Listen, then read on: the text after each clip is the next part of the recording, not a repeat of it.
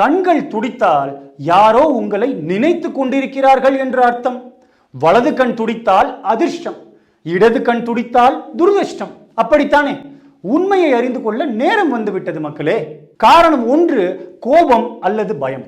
ஒரு மனிதன் அபாயகரமான சூழலில் இருக்கும் பொழுது அவனுடைய பாராசிம்பத்தட்டிக் நரம்பு மண்டலமானது அவனை அந்த இடத்தில் இருந்து தப்பிக்க வைப்பதற்கோ அல்லது எதிர்த்து சண்டையிடுவதற்கோ அவனின் ஒட்டுமொத்த உடற்தசைகளையும் துடிக்க செய்து தயார்படுத்தும்.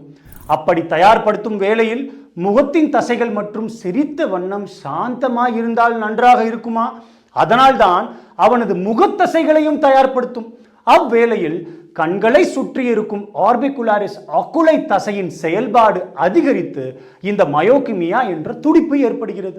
இரண்டாவது, அடிக்கடி காஃபி அருந்துபவர்களின் உடலில் கெஃபீன் ஆனது ஒருவரின் நரம்பு மண்டலத்தினை வெளிப்பாகவே வைத்திருக்கும்.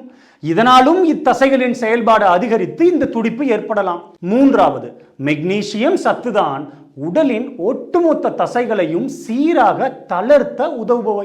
ஒருவேளை மெக்னீசியம் குறைபாடு இருந்தால் தளர்வு நிலையினை அடையாமல் இந்த தசை அடிக்கடி இது போல துடித்த வண்ணமாயிருக்கும். எனவே மெக்னீசியம் சத்து நிறைந்த பாதாம், முந்திரி, நிலக்கடலை மற்றும் கீரை வகைகளை அதிகம் உட்கொள்ள வேண்டும். எத்தனை ஆச்சரியங்கள் நமது உடலில் நிறைந்திருக்கிறது மக்களே. நன்றி.